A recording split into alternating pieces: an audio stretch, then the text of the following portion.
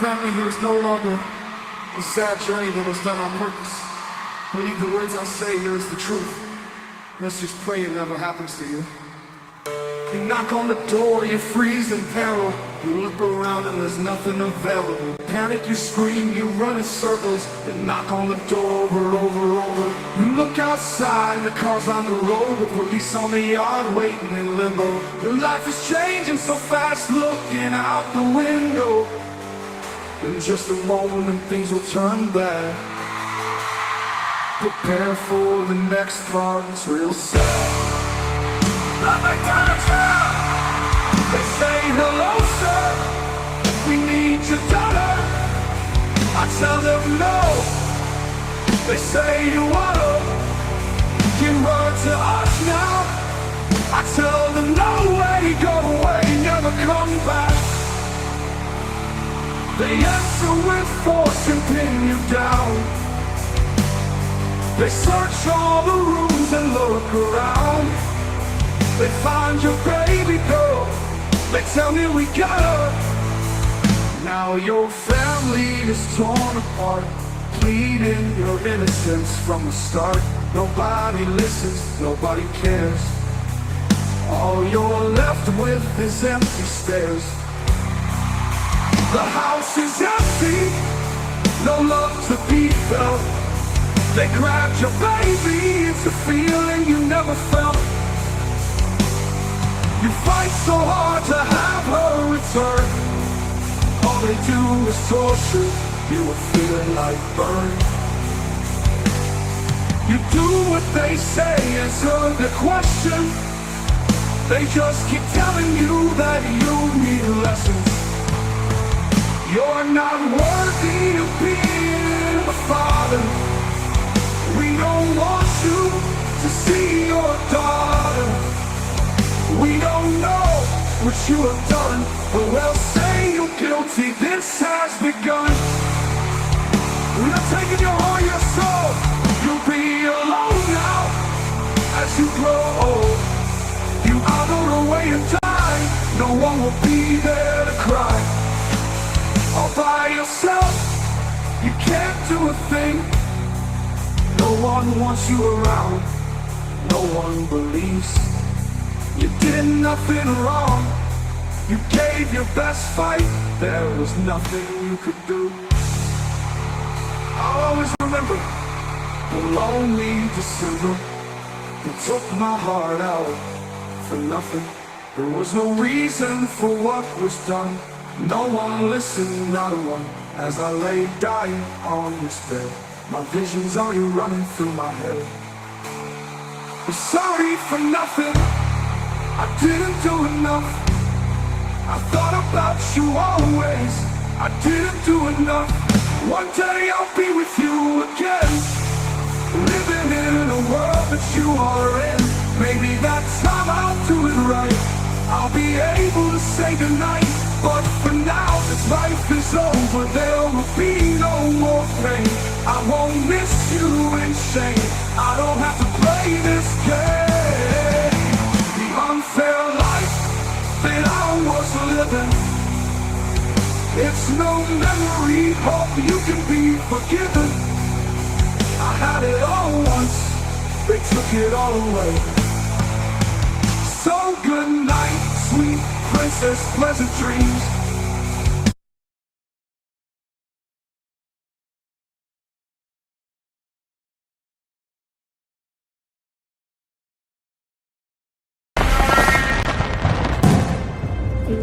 Childhood, growing and developing years of a person. This is meant to be a highly important time to create morals, fundamentals, and skills necessary to be a success. Instead, the trauma CPS creates in these young minds set a path of disaster, and statistics prove it. In nearly 90% of their cases, the trauma is unnecessary. Time is the one thing that can never be given back. CPS takes away moments in life that can't be replaced. The time just keeps going, doesn't mean a thing anymore. They left as children, and it's up to them when they come home if they know who you are. Each second away is time you will never get back and keep getting older. Studies are leading towards incarceration. Now comes the halls of justice, where the Constitution will hold strong and your rights to life, liberty, and pursuit of happiness will trample CPS for all they have done to your child. The truth and corruption that's revealed to you is enough to make you sick. This is not America we were sold. Children are being taken from families at the rate of one a minute. It needs to be stopped.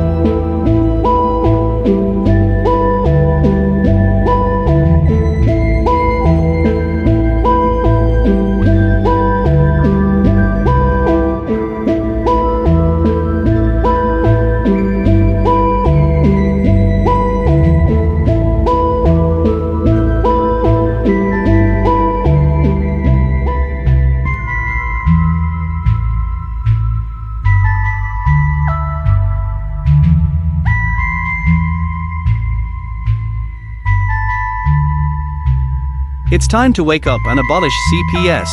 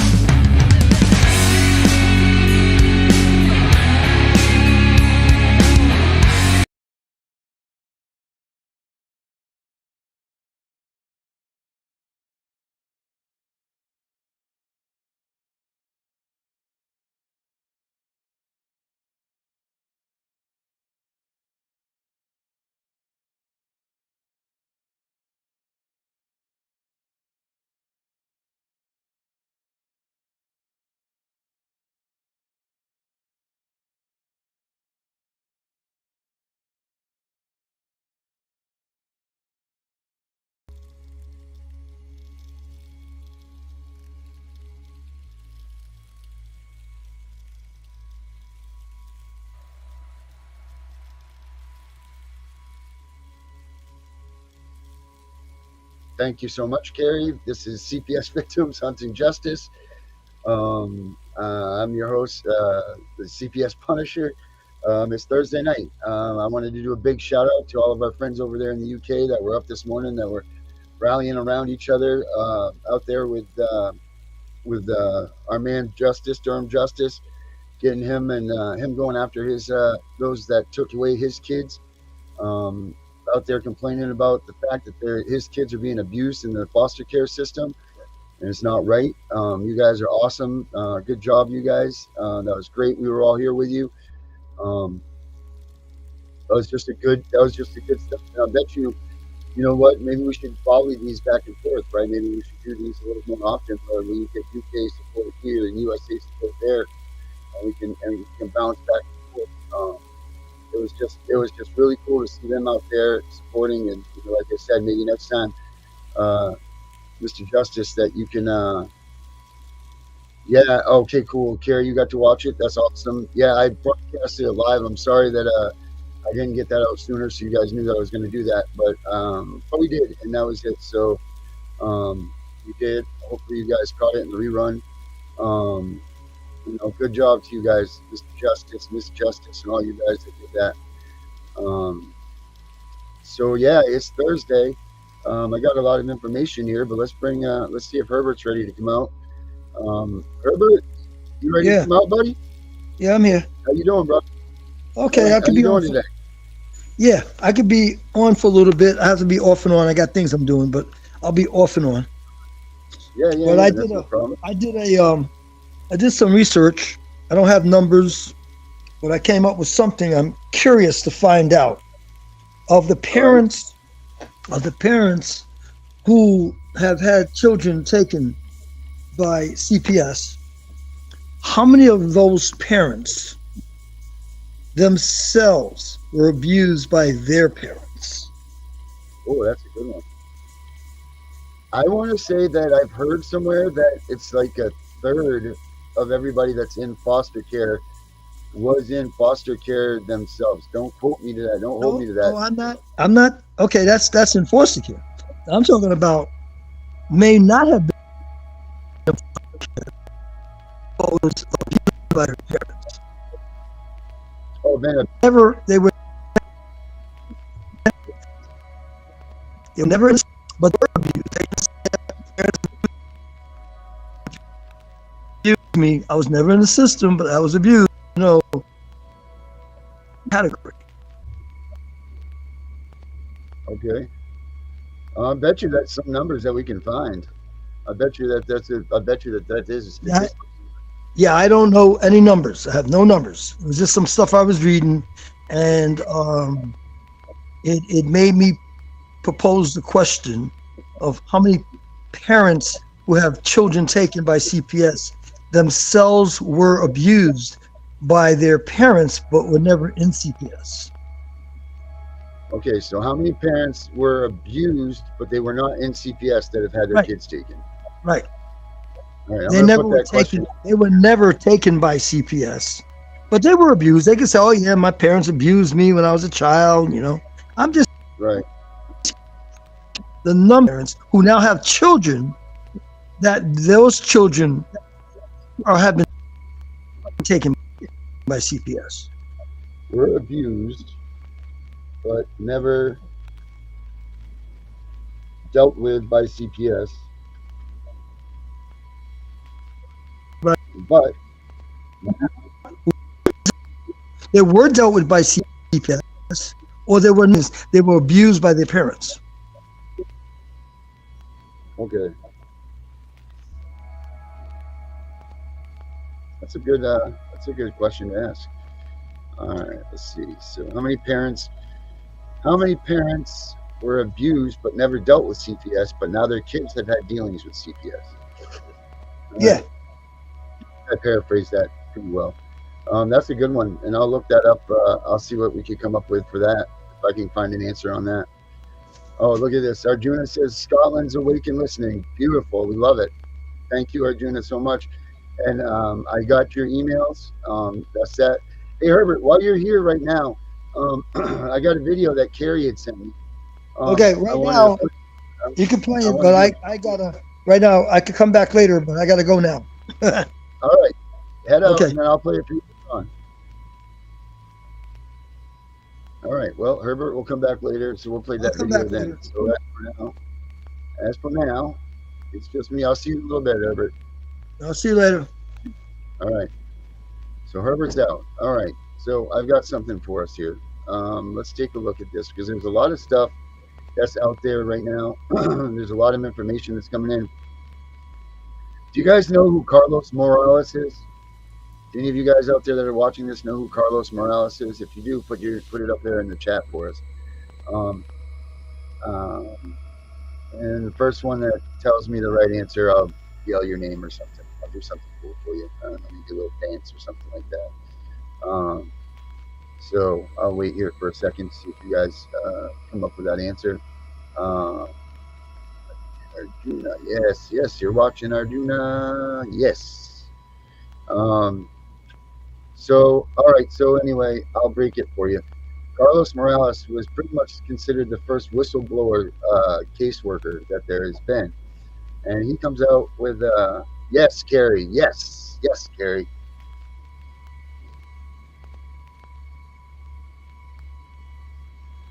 All right, Carrie, that dance was just for you. So Carrie gets that right. She gets a little Darren dance. That's what you get for that reward. So I hope that you guys really think about answering questions the next time, because I think that my little dance was nice.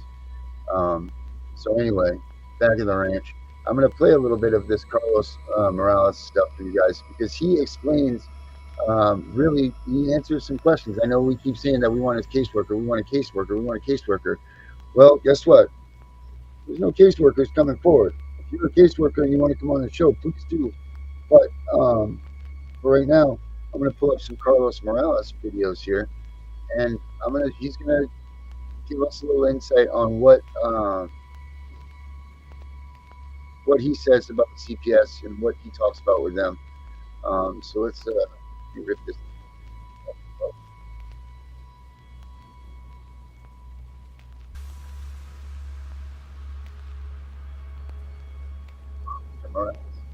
Guilty of what many other Americans are guilty of, which is believing that an agency, even though it's committed atrocity after atrocity, has the best interests of children and families in mind. I'm guilty of working for an agency that has hampered freedom repeatedly, that has done things that are so unconstitutional that it would make the DEA blush. I'm guilty of working for an agency that has promoted the drug war in a way, again, that would make the DEA blush. Because we've removed children for the faults of their parents, but those faults are them smoking pot while they were in high school. I'm guilty of working for an agency that has thrown children in foster homes, that has kidnapped children and thrown them in foster homes, where they are 6 times more likely to die than in abusive homes. I'm guilty of working for Child Protective Services. Within CPS, we hurt. We did not help.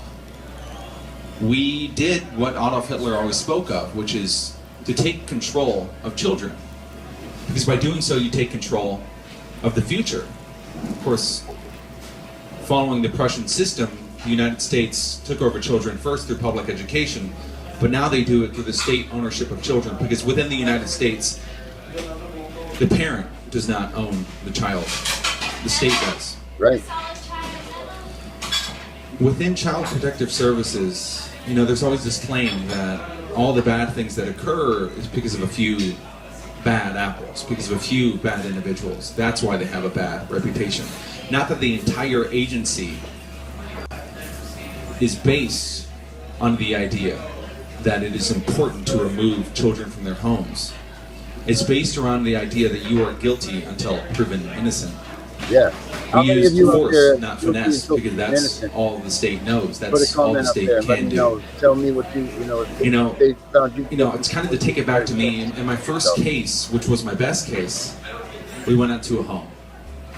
When we got there were DEA agents swarmed around the house, and I could hear the DEA speaking badly about one of the parents. I saw the door. The door had been broken open. I got into the house, and there was this smell. Terrible smell, but I couldn't quite figure out what it was. The couches were flipped over, there were beer cans in the back, there was no electricity to knock out this terrible smell. I was just, it just stunk the entire house. I turned around the corner, and I saw another door that had been broken in, and I realized what the smell was. It was the shit of children, fecal matter, all on the walls, all on the floor. Because that's where the drug dealers were storing their drugs. In order to prevent people from coming in and stealing it, it was a way to prevent that. Of course, this kind of disgusting display of actions by drug dealers would be impossible without the drug war, which is funded by the state. That's kind of outside the point. What occurred afterwards was I left the house and I heard a woman screaming. That woman was the mother. She was begging for her child. She was stating that it was because of a bad situation that they were in the home, that they had only been there for a few days. We weren't able to figure out whether or not that was true, but we could tell that this woman was in quite despair. The CPS investigator I was with, though, well, she didn't really care. She showed a lack of empathy. A lack of empathy that is all around the agency. The woman cried, and the investigator actually laughed at her despair. I heard some other people speaking. They were running towards the house. They were the neighbors. They were family members. And they begged to be able to keep the children, to prevent them from going to the foster home. And even though supposedly Child Protective Services aims to keep families together, there wasn't even an attempt to check if these children should go with that family. They were yelling about how foster homes are places where children are routinely molested, and drugged, and abused. And the investigator I was with yet again laughed at this idea. And in my mind, in my naive mind, I thought, we're the heroes today. We're the ones who are preventing these kids from living a bad life. We threw them in the back of my car. We drove off and threw them in a foster home. And again, I felt like I was a hero. But in those foster homes, those kids were drugged. They were abused. They were thrown into another public system. And they were no better off than when we first got there. Right. In any case, they were much worse off. Worse off, yep. And you got to kind of ask yourself, who is an investigator? Who are these people who are taking children away? Well, it's not like they're well prepared for what they're doing. You see, in Child Protective Services, all you need is a bachelor's degree. And that bachelor's degree, in some cases, was a degree in saxophone jazz from Berklee College of Music. That, coupled with 2 months of training, is what makes an investigator. That investigator has to be a therapist because they have to be able to tell when someone is lying. They also have to be able to ask questions without bias to children who are 4 years old.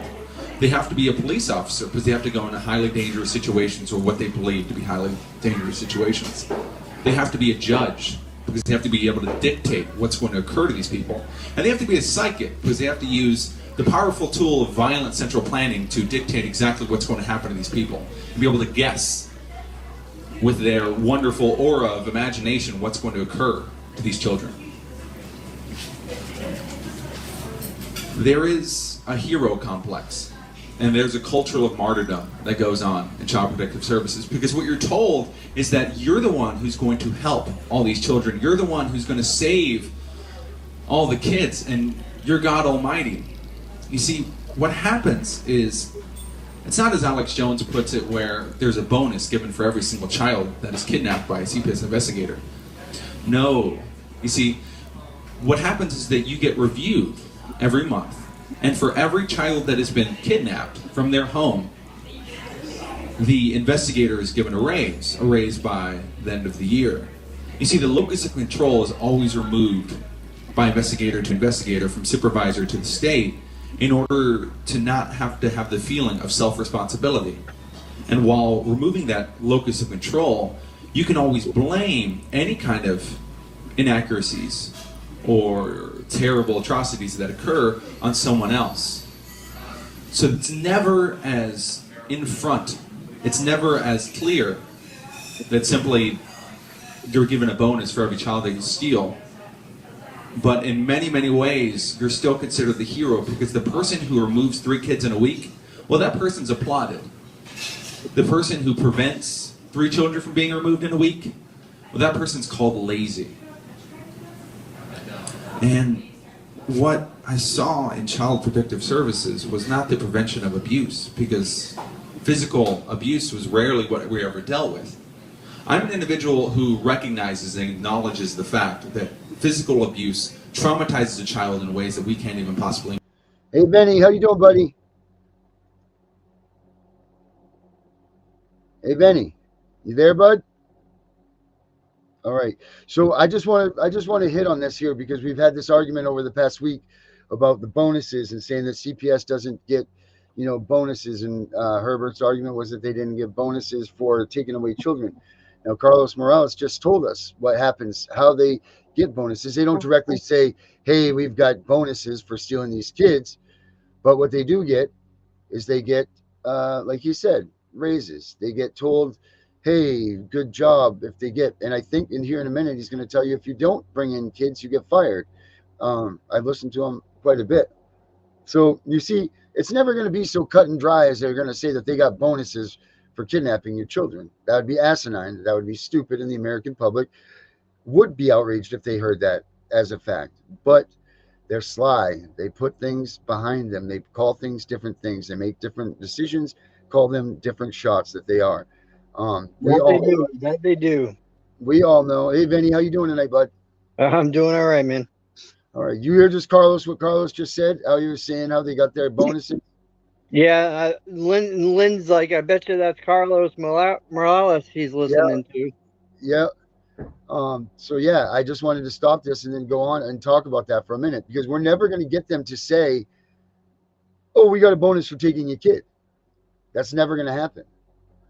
Um, but what we will get, like he said, is you'll get promotions. You get things like that being said.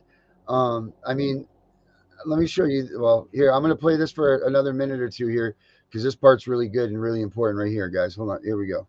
I see we got Herbert with us too. Yeah, he's on a mission of some sort. Imagine. Study after study shows that even though we use the term spanking, it really is a violent action against children. But in Child Protective Services, spanking isn't what's incorrect. No, you're allowed to get away with that. What's incorrect is physical and emotional neglect, which are two terms that are easily abused, and they're abused by Child Protective Services. You see, if you admit to using marijuana on a weekend when you weren't with your kids, that's considered emotional and physical neglect. And that can lead to the removal of children. Because, yet again, we're just continuously using the drug war to destroy these families. But what's even worse is the kind of evidence that we used. You see, an anonymous reporter can call in to Child Protective Services and say, oh, these parents, they're molesting children, they're abusing them, they're snorting cocaine off their asses of their children, they're part of the mafia, they have guns. You see, they can make up whatever they want, and Child Protective Services will go out and carry out the investigation, in which we will ask 4-year-old children if they've ever been touched by their parent. And again, we're using shaky evidence based off the memory of the memory of the memory of the memory of another individual, and supposedly with that, that's enough evidence to call for the removal of a child.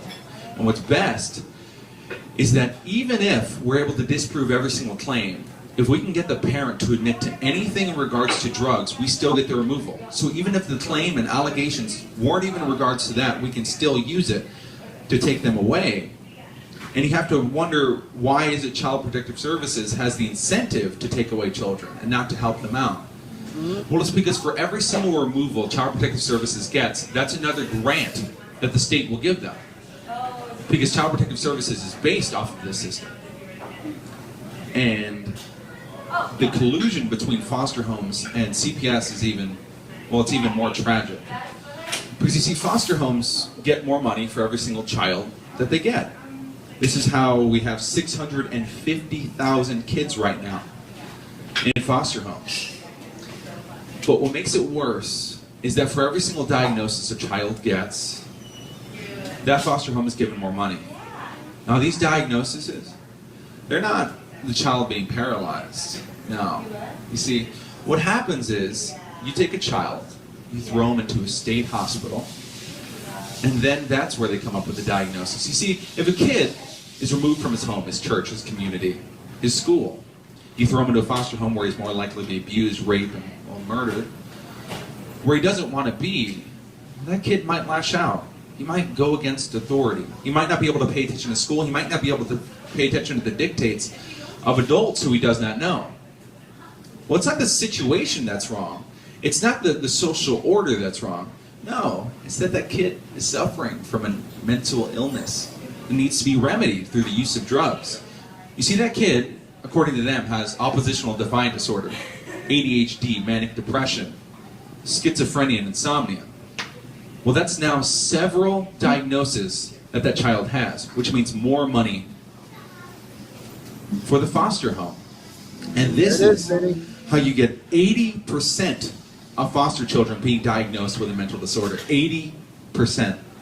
And those children, on average, being in those foster homes for 2 years. These drugs, they're not light. There are 9 million children in the United States on antipsychotic medication. Medications with over 40 side effects. And there's no clinical tests on these kids because they consider that to be immoral. No. They make guinea pigs out of children. They make guinea pigs out of people in the midst of their development, at the worst points of their life. And what's even worse is when your child ends up in foster home, well, that's when you have to go to court. You see, but the issue is that the judge and the prosecutor are paid by the same people.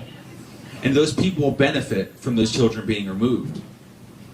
I've had judges check their email in the middle of court cases while a mother is crying. And I've seen judges laugh at these people because they think they're irresponsible or terrible because CPS stated so. It's so unconstitutional that it makes you kind of hurt because there's no jury. It's all the dictates of the judge. It can cost you hundreds of thousands of dollars to try to get out of a case. I was recently helping out someone who was in West Virginia, and it cost them $200,000 to try and disprove a claim that their child is being molested. And is there any kind of money given back to them? Well, of course not. Because this is a game to them. I've heard prosecutors, defense attorneys, and judges joking outside of courtrooms. Where's the compensation to the kids that are being hurt in the foster care system? Where's their money? So what you have to think about is, what do you do if Child Protective Services comes after you and your family? Because there's a good chance they can. We're all one call away if you're a parent from Child Protective Services coming after you. First off, if your child is in public schooling, get them out. But I mean, if you can't, what you have to do is let your child know about CPS, even if they're 5 years old. Which sounds daunting, it sounds terrible, but you see, because Child Protective Services and the state owns a child, they can come to a child at any point and ask them questions. And that's what builds their evidence.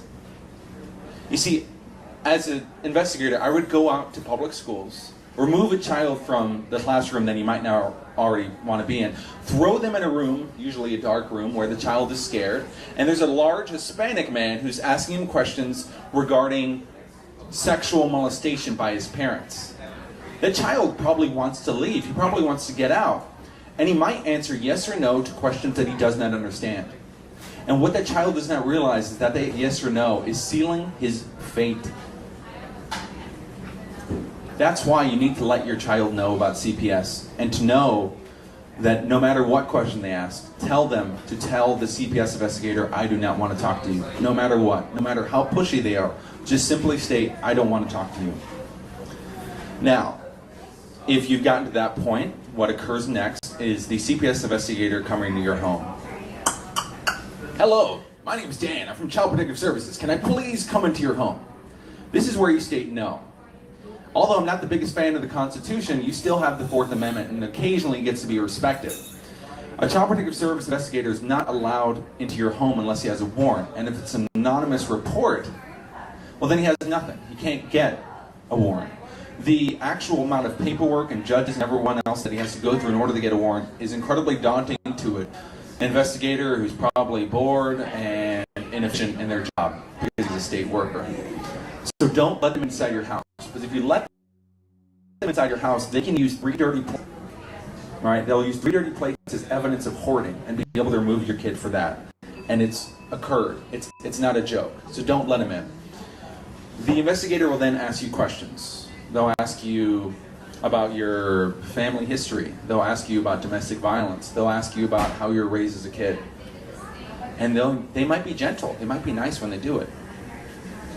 But they're not your fucking therapist. Okay?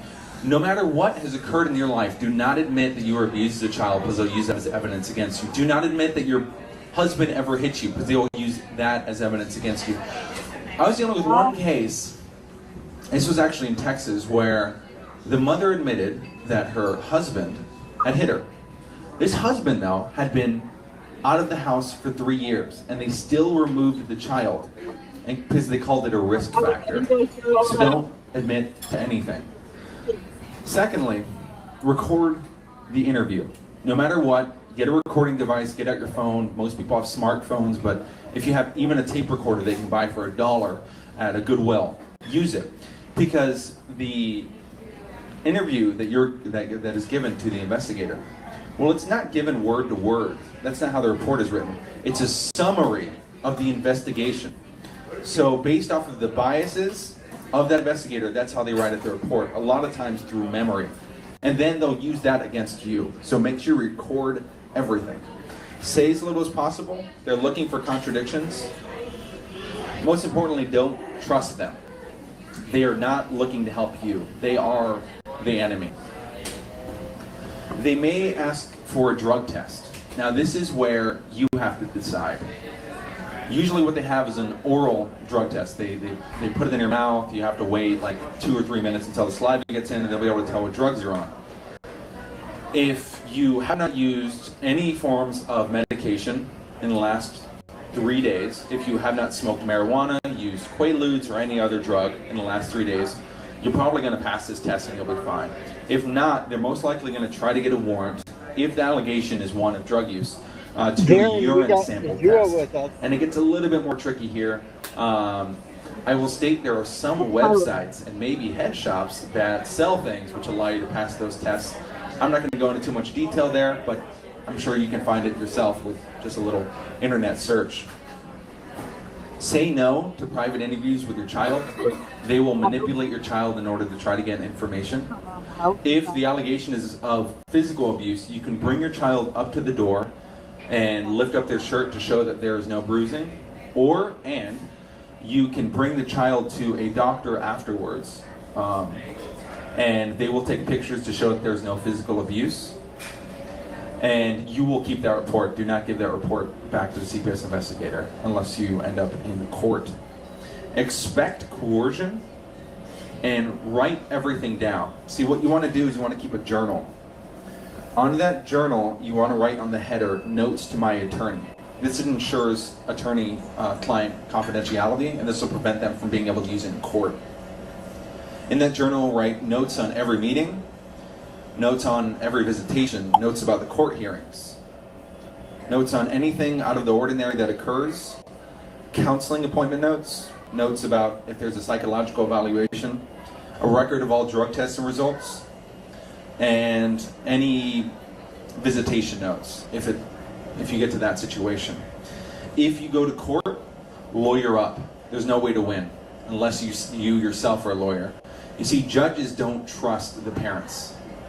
They may trust attorneys. Make sure you get a family court lawyer though, because most lawyers are not equipped to be able to fight in a court case where the Constitution is absolutely not respected, and neither are any of the normal laws of the land. Now we have to realize is why this is important to activists. Anyone who fights against the system will be fought against by the system. I actually left Texas before I even made any claims about ever working for Child Protective Services on my podcast, The Renegade Variety Hour. I was afraid. I was afraid of what CPS could do. Now thankfully I don't have any kids. I'm not married. My siblings are all over 18, so the people that they can attack are limited. But if you have a family, and say you're a marijuana activist, well in Austin, Texas, they kidnapped a kid for a parent being a marijuana activist, and that kid died in foster home. Don't fuck around. Don't smoke weed in public if you're a parent. I know to some of the civil disobedience folks, this seems like you're giving up. It's not. Fight for your causes, stand up for yourself, but realize that they will come, and they will come for you. I think, in conclusion, Child Protective Services is a system that profits off of converting children into cash while destroying their families and communities. Stay strong, stay righteous in your indignation towards this system, towards this criminal enterprise. And I will continue to fight against this criminal organization with every breath I take. Thank you.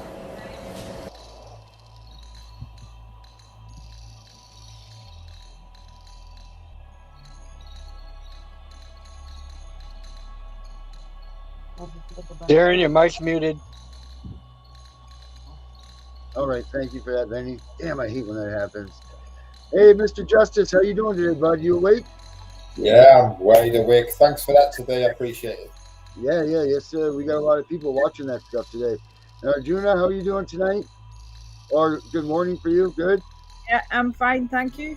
All right, good. Thanks for coming in with us. So yeah, I mean, there was a lot of information in that talk right there, but I mean, again, this is something that was years old, and we're still having these same arguments, First, I want to ask, how is marijuana over there in the UK? Is that illegal for you guys? Yeah, it's illegal. Unfortunately. Yeah, it is 100% illegal all the way across the board. So you guys get in big trouble if you get caught smoking it, right? No, it's like it's a little bit like you're allowed so many plants now in the home. To get caught in the street, I think you get 3 strikes and then you're in the shit basically. But it is still illegal. Depends who catches you, Durham. Depends who Yeah. it is. Yeah, so then CPS is coming for you guys over there if you get caught smoking weed. Most definitely. Yeah, that's one of the big ones. Funnily enough, less drug addicts get their children taken than the parents that are good, ordinary parents, because a lot of them get funding and money. Some of the organisations get money to help fund the parents who have got addictions, believe it or not. Well, I mean, that's how it should be. But 51% of the kids that are taken in the United States come from drug addiction. That's the number I looked at today. It's 51.5%. Because they started that with the war on drugs. That was a way for the police to get inside the home so that they could go in and then they could start taking the kids. I mean, you're not going to convince me any less. That's why the war on drugs was began, so that they could get inside the homes. Then they brought that little Gonzalez kid, Emilio Gonzalez, out. They put him on the front of Time magazine. This was during the Clinton era. And they watched, the United States watched and did nothing when they tore a little kid out of the parents' arms and deported them. Okay, America's not going to do anything about this. You're not going to convince me any less. That's all that propaganda was to see how this country operated on the war on drugs and removing children. And no one did a damn thing about either one of them. They rooted on the war on drugs and didn't say anything about the kids. So here you go now. Any Tom, Dick, or Harry, if you even think that you have a drug addiction, they're taking your kids immediately. Little below, the stats for this are like this in the United States. 7% of the people that use drugs in the United States are all that you know. There's still 93% drug users that you'll never have any idea who they are. They're functioning drug addicts. So just because you're doing drugs doesn't mean that you're a bad parent. It doesn't affect your overall parenting ability. So they're taking these people that are, even people that are on their own medicines, some of them they're taking, or if they're on MOPS or what are they called? After, like Suboxone or things like that, when they've gotten over their addictions, they're taking children. 51 to 52% because it's an easy target. And then they can keep these kids because how are you going to say, look, number one thing in addiction is you have an addiction for your entire life. You'll never heal from addiction because you'll always have it.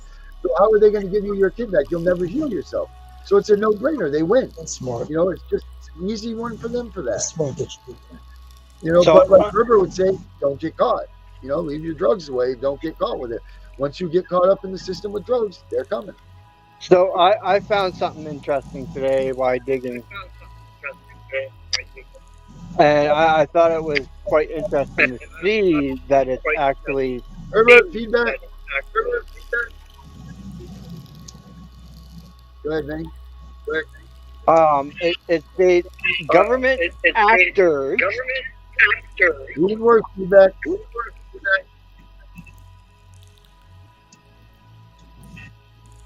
All right, Vinny. Try We it. still got feedback, or are we good? No, I think we're all right now. It says government actors violate due process when they frustrate the fairness of proceedings, such as when a prosecutor fails to disclose evidence to a criminal defendant that suggests they may be innocent of the crime, or when a judge is biased against a criminal defendant or a party in a civil action. Okay. And it states governmental actors.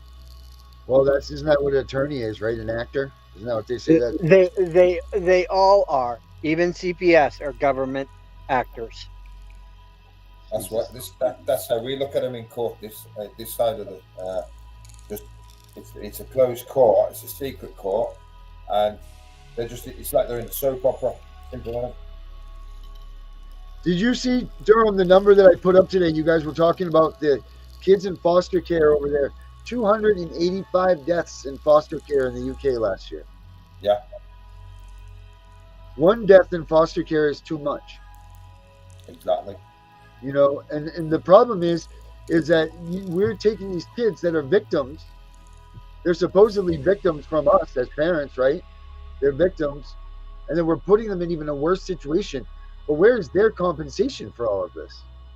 Where is the compensation to these children that are being racked through the system, destroyed, pushed into addictomy surgeries, and like all of this stuff that they're not even close to being ready for? They're brought forth to the abuse. Benny's kid showing up with bruises on their chin, their neck. Your son with the kick marks, saying that the CPS agent's done this to them. All of this stuff. Why is no one in outrage about this? And you even went to the police and they said if that was you, then CPS would be all over it. But yet they're not all over these foster parents. Now it's not going to get you because you're a kid anytime sooner, which it should, because daddy and mommy should be there to protect their kid. That's your job as a parent, but they're not going to let you do that because they want to keep that bond broken. That's ridiculous. That's why I was outside that building today. That's right. Because the amount of injuries to my children, and they won't answer me properly. They've covered up the injuries, and they won't, and they just won't answer me. They actually turned it round and said that it had happened when we saw our children. But that's the most. Don't you have people watching you? Yeah, exactly. That's what I'm saying. It's when we go to contact. There's 2 contact workers there with laptops monitoring everything.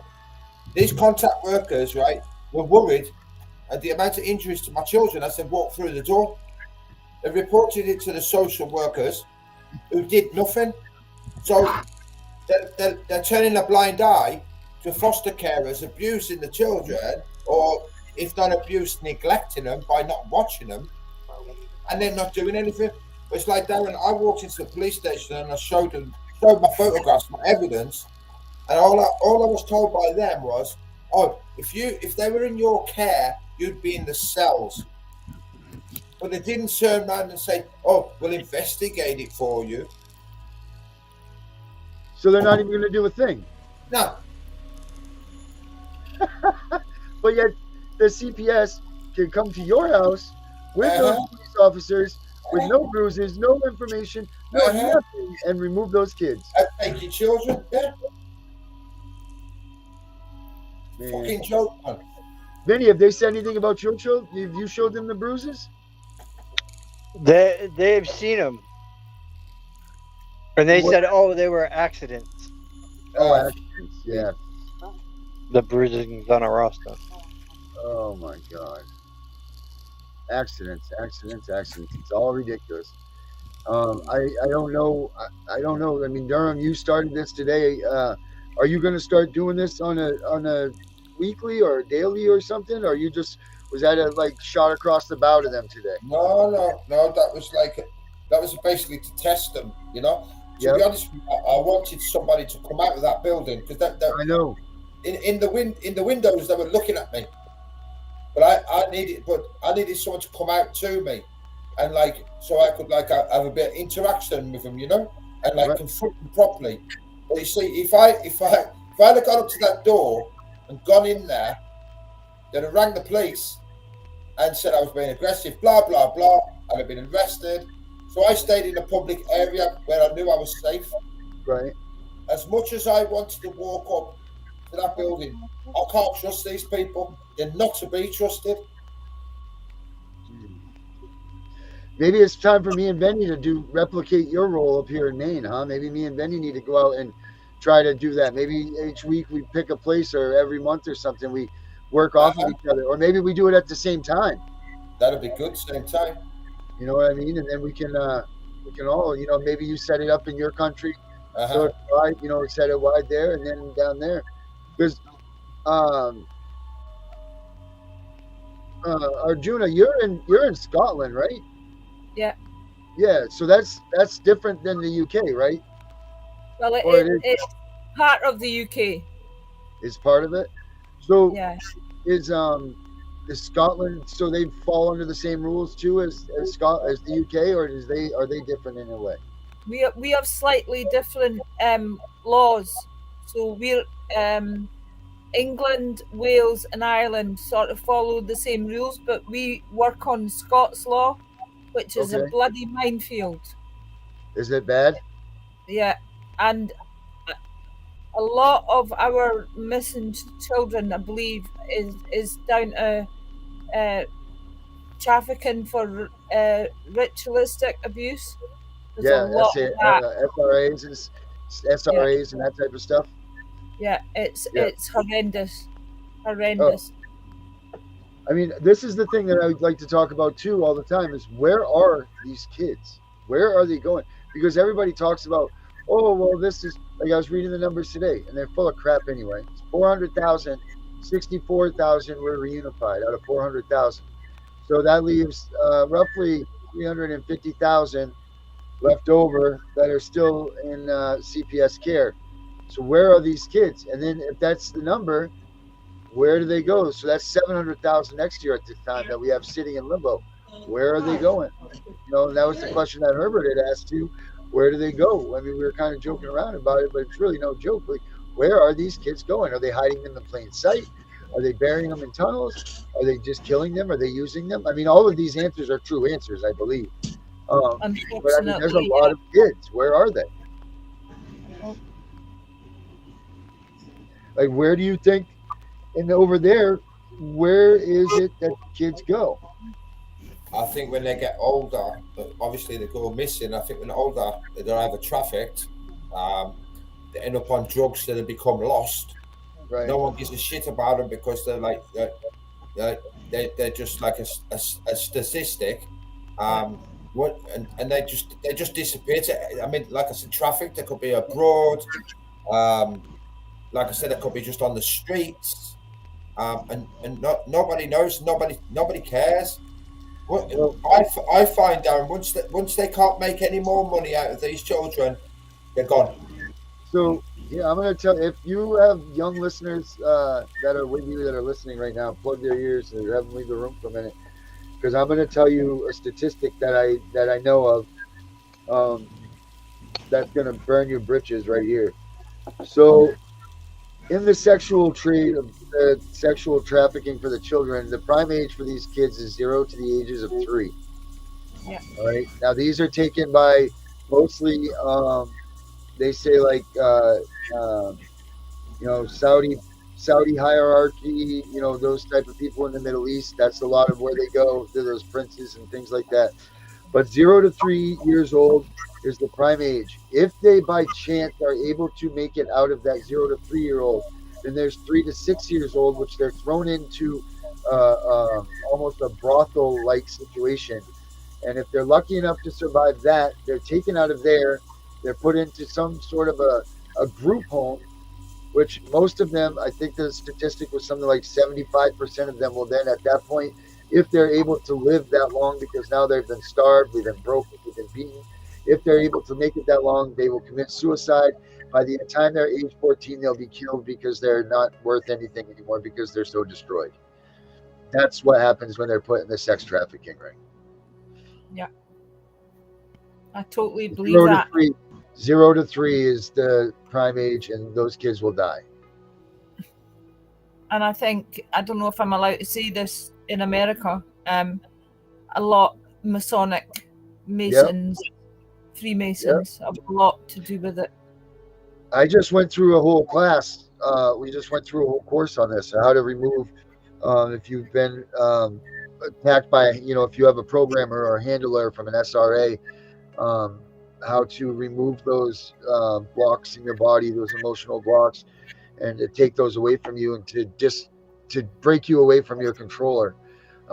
So we've just been certified in that. So I took it just for this because it was the course that we took was more for the MK Ultra survivors and SRA. But I think that's what you're going to find a lot of that's going on in the child trafficking stuff is the same type system, and people that are listening, don't think that CPS doesn't have a hand in this child trafficking stuff.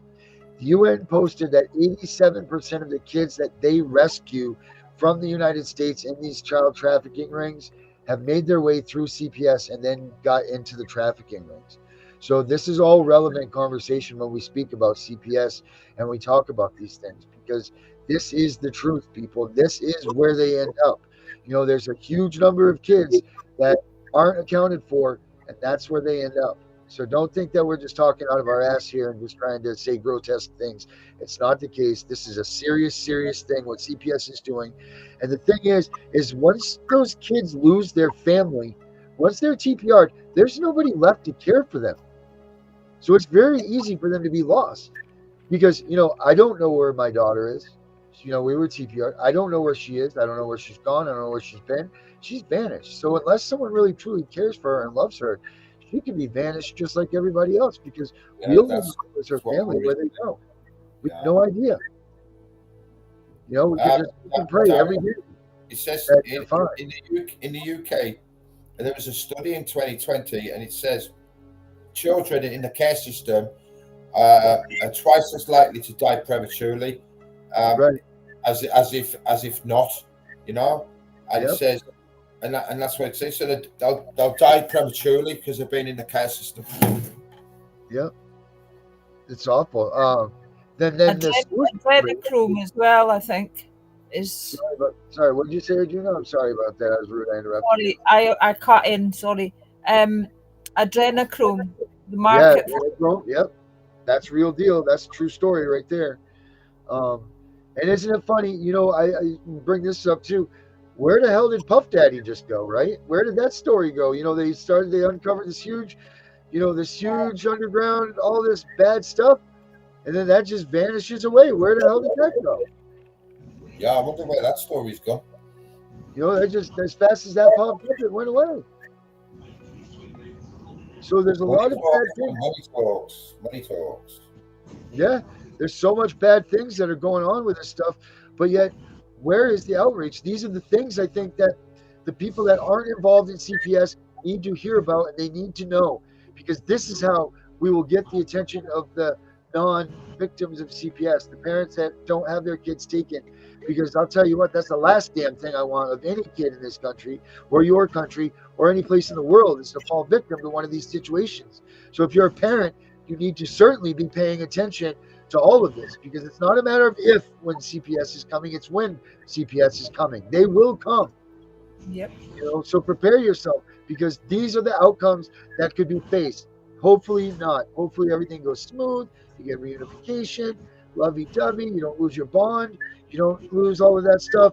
Chances of that happening, rat's ass. But it can happen.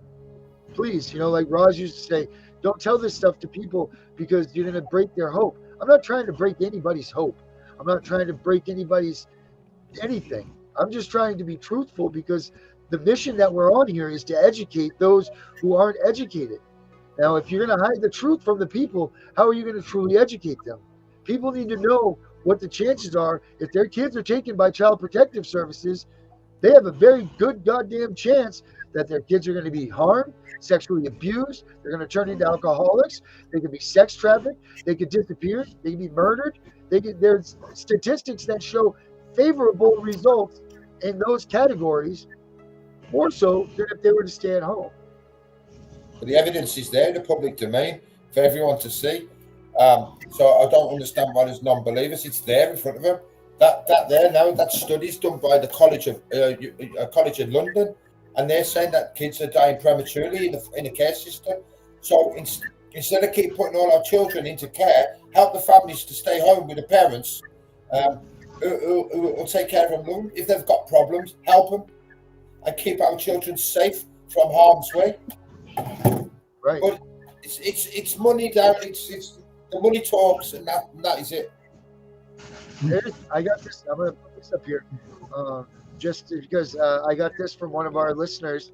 They sent me this message today. Let me pull it up here. It's a freaking catalog, for God's sakes. A catalog that you get for the kids. So that you could cycle through this catalog and pick what child you think looks good, or whatever whatever you see. Yeah, you can order blue eyes, brown hair, whatever. That's happening here. Yeah, they have adoption parties over here, and they've got adoption drives twice a year, 3 times a year, Durham. Yeah, definitely. It's like say my child got adopted. As soon as the real parents are like hanging themselves and killing themselves, and they're having a party in the courts. Wow. Yeah, and they get a certificate signed by the judge. It's like a big fucking party to them, but the real parents are killing themselves. I'm trying to find it here. Horrendous. Sick individuals. That's what they are. That's what you call wankers. Wankers. It is. Bloody That's Bloody just wank. the women judges. I'm kind of glad that I have a non-biased judge on my case. I really am. Well, Vinny, don't forget what bias means. Bias also doesn't mean how they feel about you. It's how the law appears to the people watching the court. It's how they are perceived by the court's notion. So it doesn't mean that the judge is biased of you. It means if the onlooker feels that justice isn't going to be served in that courtroom. So in reality, bias has nothing to do with you. It has to do with how the judge appears to those that are looking into the court system, and if they're able to practice law efficiently and effectively. So, I personally think that, this judge was pretty well on her A game when it came to certain cases, because she even asked an elderly lady if she understood what her rights were, and she read down through everything to her and went over everything to let her know what her rights were. yeah, well, they have to do that. That's that could be failure of due process, or not due process, but fraud upon the court. There could be many things that they could call for that if she didn't understand her rights when presented them on the court. So they need to make sure of that. So don't look at these little tricks of empathy that you think that the court's in favoritism and they're looking at you and they're guiding you, because in most cases they're sizing you up and they're just protecting their own asses. Can I say something, Darren, please? Yes, sir. I'm speaking to a lady at the minute, and she went to court, and they've given the children to the father. Okay. Now she's gone to the social workers, showed them evidence of the father abusing the children, and they've turned a blind eye to it. Jesus Almighty! And they've given them the children too, right? Yeah, that's video evidence. Yet here I am, someone with no evidence, no physical proof, no nothing, and I'm put in the hole. Yep. Yes, you are. And you've got the same as me. They dismiss my charges, and still you lose your child. Yep. It's because they don't give a fuck. No, they don't care about what goes on with the kids. Now, Herbert, we watched Carlos Morales earlier. I don't know if you're still here or not. I'm here. Yep. And what he explained to us was this, is that you're not going to ever get them to say that they get bonuses for stealing kids. But what they will get is if they get a certain number of kids are removed from a home, they'll get a raise, or they'll get a pizza party or something along those lines. They'll get something. They'll get a promotion, he said. They'll get something that shows that the favoritism of them removing children from homes is reflective on their paid rate and their bonus and their incentives and all of that. So I don't know how I guess, according to Morales, who used to be a caseworker for quite some time and everything, and then he whistle blew, he said that that's how they come about it, and that you're not going to get them to say out loud that they get bonuses for removing kids. But in fact, that's what they're doing. I get that. I can understand that judge said the other night. Okay. Herbert, you're cutting in and out, buddy. Herbert, you got nasty. Yeah, your signal's pretty weak, it said. Luke, you need the force. Luke. He'll be back. Herbert. So yeah, that's just I don't know how you can argue these things. Like I think it's safe to say that we should put the kibosh to this. I mean, in this group right here, there's 1, 2, 3, 4, 5 of us. Let's vote now. And even you listeners that are out there, Carrie, I know you're probably there. Ashley, maybe Brenda, um, any of you guys that are out there, and then anybody else that I didn't name off. Can you let us know if you think that, given the evidence that we presented this week, if you feel that caseworkers do get bonuses for the removal of children without directly saying it? Or do you feel like we didn't do a good enough job this week of presenting that evidence? No, I think we did a really good job presenting that they do. Yeah, I do too. Uh, how about you guys over there across? You guys have watched us all this week. Do you guys feel like we presented pretty good evidence and that you could convincingly say that they're definitely getting bonuses for removing kids? Well, we know it here, but it's called incentives, and it's done through the departments and whatever. But Okay. definitely, there's incentives to steal the kids. Right. So I'd be curious if everybody else thinks that just the same too. If we can get these up in the chat. Uh, It's we've got things called people called special practitioners, and yeah, they're the ones that write the reports for the recommendations that the children go for adoption or foster care. And they're a lot of them have been trained by our local authorities, and then they go over to private, like Scottish Adoptions, an example here. The social worker that we had within our family went over to that and then wrote a report on the kids that she previously bloody well was the social worker for, and I know for a fact that she got £2,000 for writing that report. So it can come out in that way. mhm, right. So that's just another way that they hide it, and they don't. And I They're know not. that I know that to be a fact in well, really my daughter's case, but yeah, because it was my Okay, so grandchildren. you're involved in this too, then. Yeah, Your daughter. I'm on the second generation now though. Okay, so you were involved with CPS also. Yeah, well, we still are. Basically, when I was 35, but going through a divorce, my daughter was 12. She didn't take it very well because her parental side of the family disowned her. So she tried to take her own life. Obviously, I was on my own by that time, and I'd taken over the house, still in the Yeah, job, and I didn't know what to do because I felt like I was failing because I couldn't keep her alive, basically, because she was so distraught of yeah, losing her family. And I knocked on their door and asked for help. So that she was 12 years old at the time. So they took her in for respite. I signed a form, which in Scotland it's a section 25, in England it's a section 20, which is just voluntary care. Yeah. I had not a clue. I had not a clue what it was going to lead to.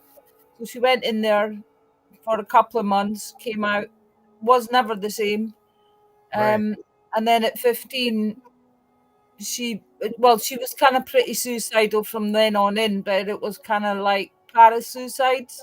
right. And then she took a really massive attempt at 15, Oh, because there was things happening. She wasn't back in care, but she was kind of under them, and they had support groups in place, and it was just a fuck up because she was in one group during the week that she was in beside autistic children and learning difficulty children. And yeah, then the next part of the week, this was just in the evenings, she would be in a group where she was with little thugs, for the want of a better word, out of control kids, and she didn't know what was happening. right. Um, and then at 15, because she took this really serious attempt, and I just, again, it was my fault. I felt like I'd failed, and I couldn't cope with it, thinking that I couldn't keep her alive. And she got pregnant in care. So she was under the care of the social work, and she got into with a young man that was in had been in social work all his life. A really hellish story, bad situation. but it actually came down to statutory rape because she wasn't old enough at the time to give her consent, although he was only 6 months older than her. Right. And I went to the police. I called out the social worker for allowing this to happen in their care. But my daughter went on to keep her baby, which is my oldest grandchild, who's now 25. Yeah. And then at 9 years old, they took him away. Oh, come on. Because she was expecting, well, she had 2 more children by then, but in a stable relationship with somebody else. But she was expecting another baby. So as I think I said to you on one of the chats, they often make a case of an older child. It comes to nothing. By that time the new baby's born, but all the children are taken away at that point because of this investigation.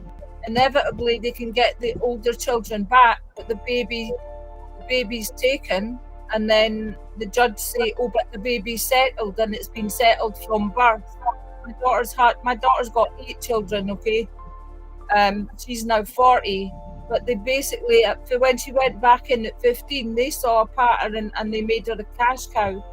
Now between us, and my daughter and I run 2 groups on Facebook to help mums. They made her into a cash cow, basically, over the years. But my daughter was astute enough to get the children that were removed placed with family, although it was the other side of the family. Right.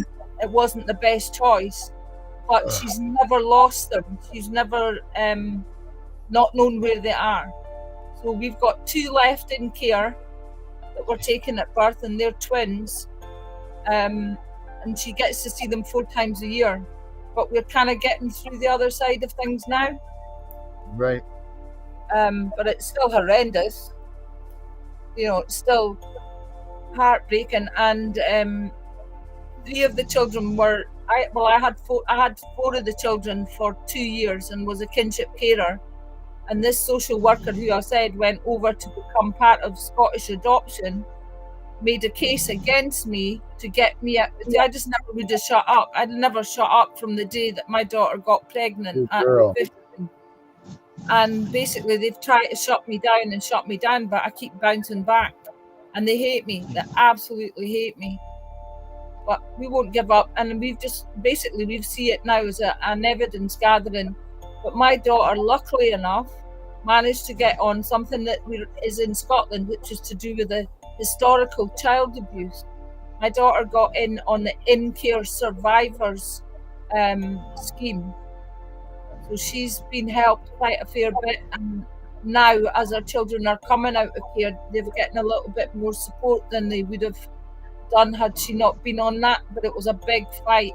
But they could not renege on the fact is that they started this ball rolling because my daughter was in care for respite. I wasn't ever deemed as a bad parent and had my daughter taken away. I voluntarily went to them, stupidly now, hindsight and all that, because I entered a world that I knew nothing about.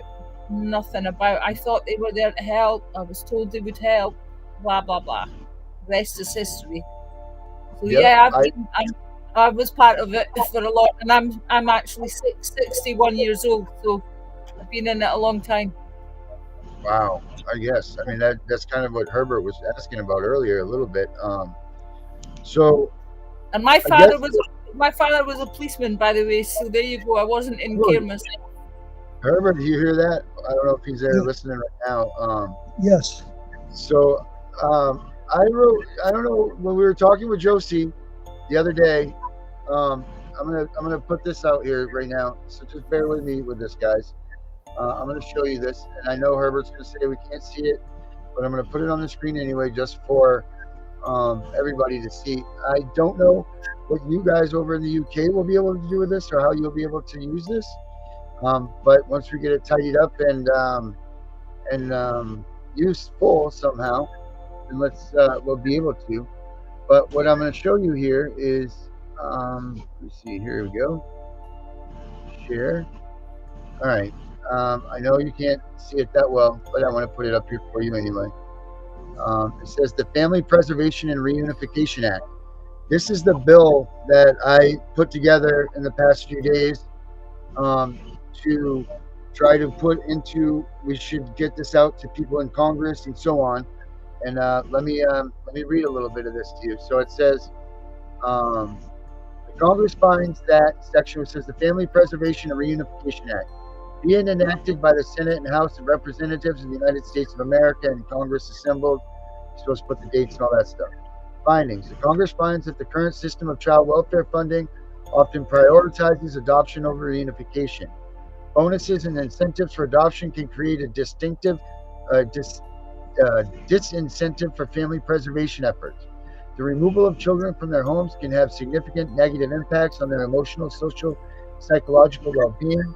The definitions of imminent danger and best interest of the child often lack clarity and consistency.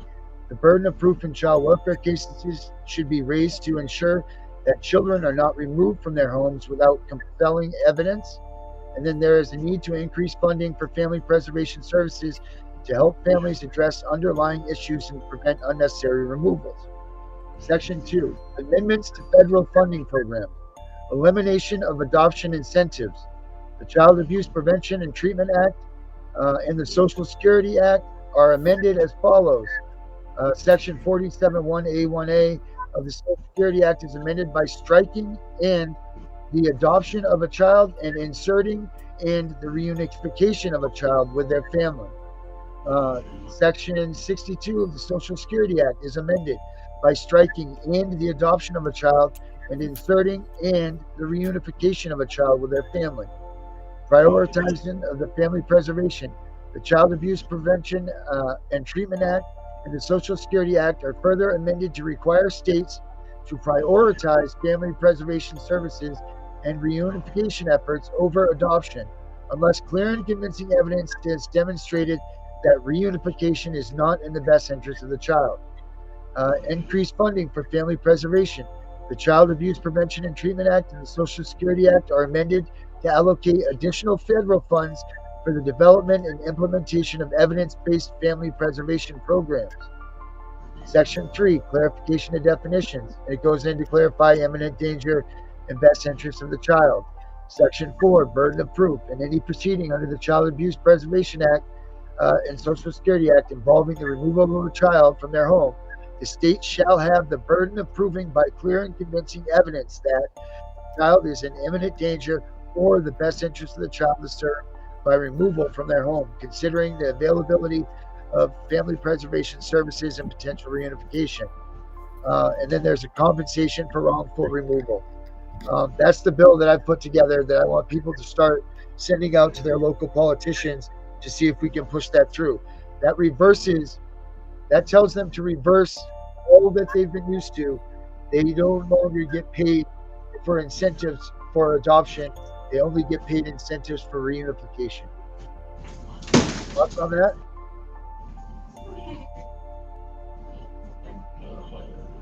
Anyone? Bueller? That's pretty good, I think. We could probably sort of tweak that to make it work in the UK. I mean, we can't change this whole system or collapse it like we want right now. But damn it, if we can make them at least get rid of the incentives to take kids and adopt them, if we force that around, then maybe we can get them to have half of care in their asses, and maybe they will start caring about reunifying opposed to adopting. Yeah. That should be the main focus. That should be the main way. No removal of the children, help the families, and keep the kids in their homes, period. Well, that's the job they were paid to do anyway. Right. So if we get rid of these incentives and change the script, maybe that will do something. I mean, we've got to keep trying to do stuff, till something sticks.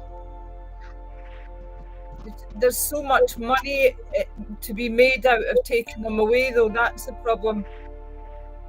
Right. So if we take that away from them, we do it two ways.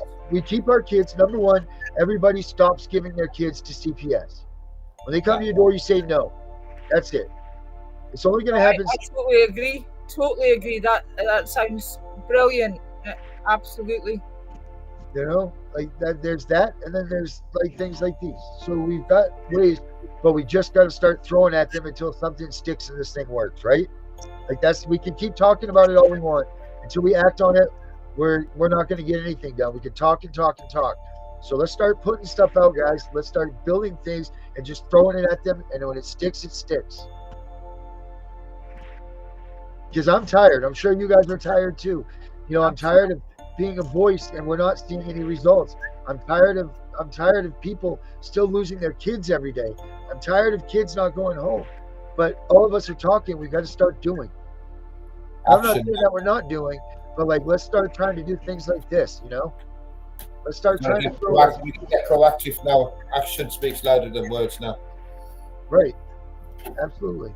So that's what I've done in the past couple of days, and I'll email that to everybody. And if everybody else wants this, or if anybody's got things to add to it, email me and let's put it in there. Like let's try to get something done here for everybody. Copy. Yeah, absolutely. I'll send it to everybody. We could tweak that. We could try and tweak that. Yeah, absolutely. Put it into use. Maybe we even put it on it both ways. You know, so. However, we can figure this out, but let's start getting stuff and throwing it at them. So, anyway, that's what my thoughts are. Well done, you. Well, guys, we're at our time here. I guess it would be yes, ma'am. You sure will, Carrie. Carrie says she will send it out. I've been trying to get Carrie in here to be my little help, my secretary. So I need something because I'm just, it's a lot. You know, there's a lot. I finished my book today.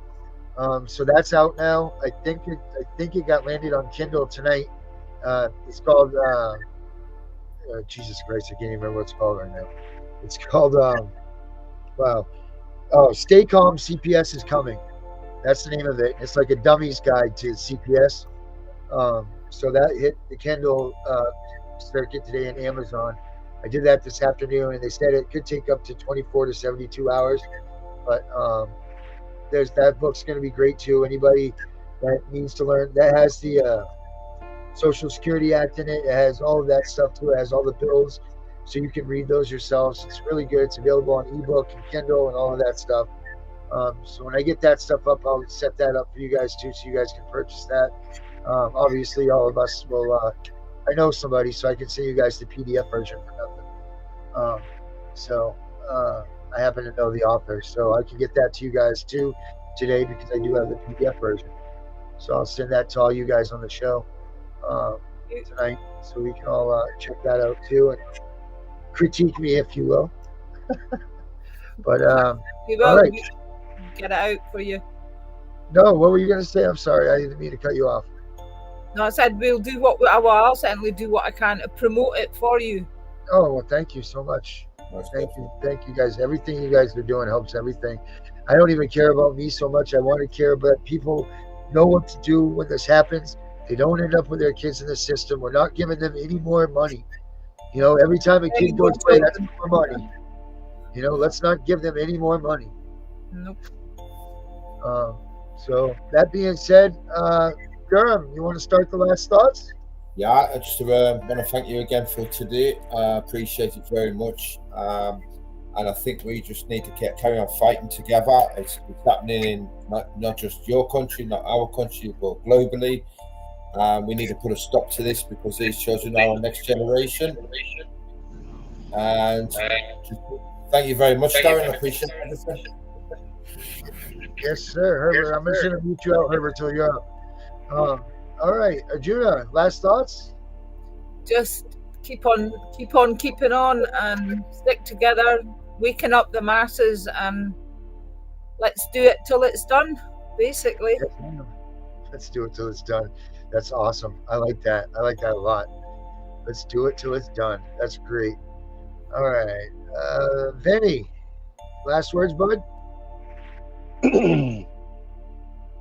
Well, tonight I would say the last words is know your rights, know what you're walking into, prepare yourself for the worst, hope for the best, and hate your caseworkers as much as you hate the administration court. Yes, sir. Amen. Herbert. Can you hear me? Yes, sir. We got you. Yes, sir. Okay. You need to learn as much as you can about Child Protective Services so you can understand and learn how to avoid being a target and having your whole life turned upside down. So it's important to learn their game and beat them at it. Yes, sir. That's the truth, man. Absolutely. All right. So for me, let me see. Ashley, yes, absolutely. I will get in touch with you, and I'll do a Google Meet. And anybody that wants a Google Meet link, let me know. As far as you, my friends in the UK, that was Durham. You've inspired me today. That was really great. You really got out there and you put boots on the ground. Yeah, no, it was just a shame that I didn't get any interaction, but maybe next time, because I'm not going to let go now. Hey, you did it, man. You did something, though. That's the guest thing. Yeah. You know, I tried. The support you got from Arjuna, you guys are awesome. And I'm so glad that you guys are around, and we're very lucky that you guys are around. And I'm lucky to have all of you people out here that watch this show. You know, you supporters, Carrie, Ashley, Brenda, you know, the ones that are always here with us. Thank you guys very much for everything. We've got a good little crew here, and we just need to work on this crew, because we're packing it up and we're getting bigger and better by the day. More people are watching, more people are listening. And let's just do this together, and let's just keep moving forward. Let's keep getting it done the way we got to get it done. And we'll get it done until it's done. With HoneyBook, you can make sure your marketing business is as polished and professional as you really are. Here's how. I'm Millie. Arjuna, right? I'm the CPS monitor, guys. We're out here. Okay. Have a good night. Let's go.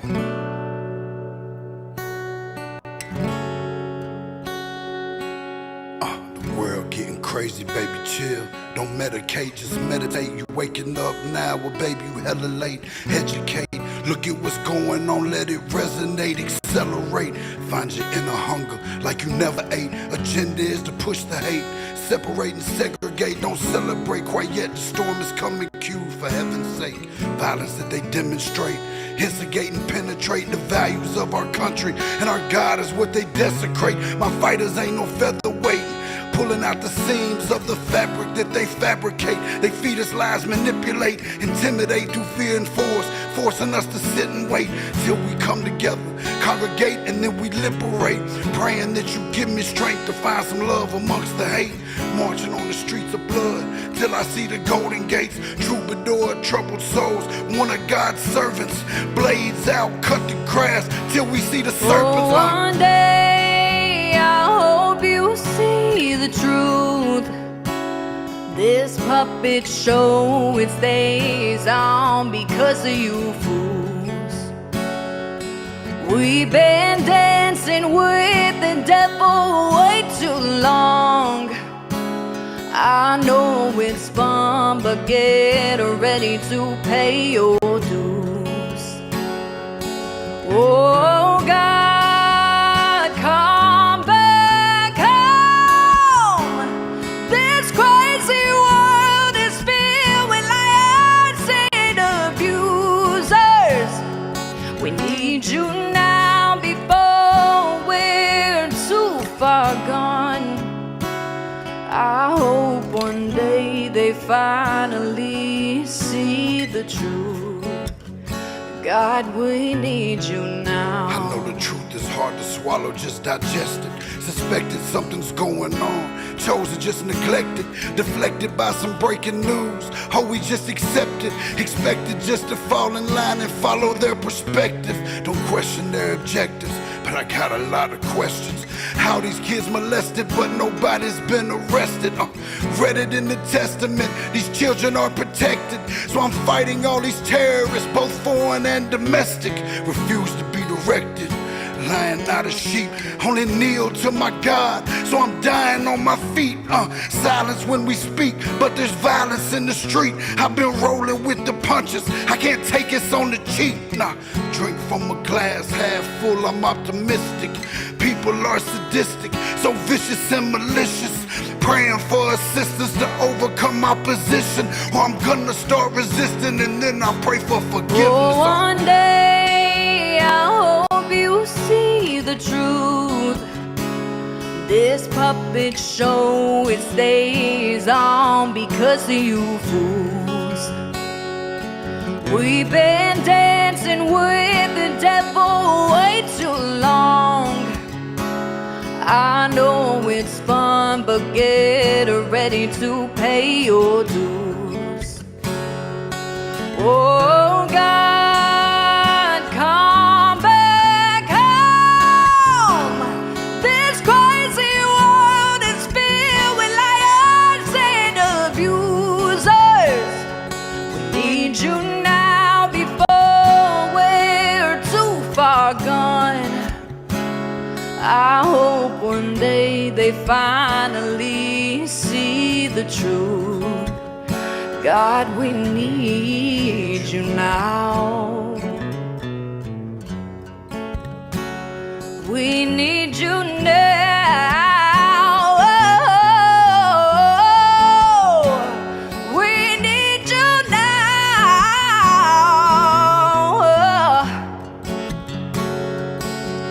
One day.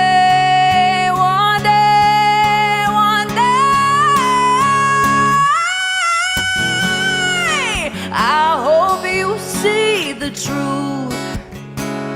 This puppet show, it stays on because of you fools. We've been dancing with the devil way too long. I know it's fun, but get ready to pay your dues. Oh God, come back home. This crazy world is filled with liars and abusers. We need you now before we're too far gone. I hope one day they finally see the truth. God, we need you now.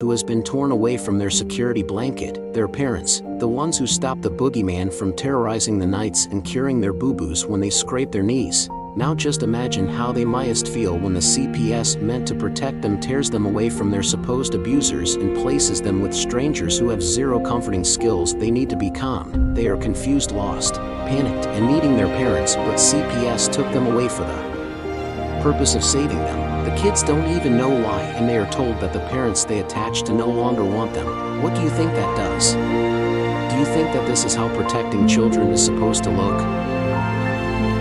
Abolish CPS.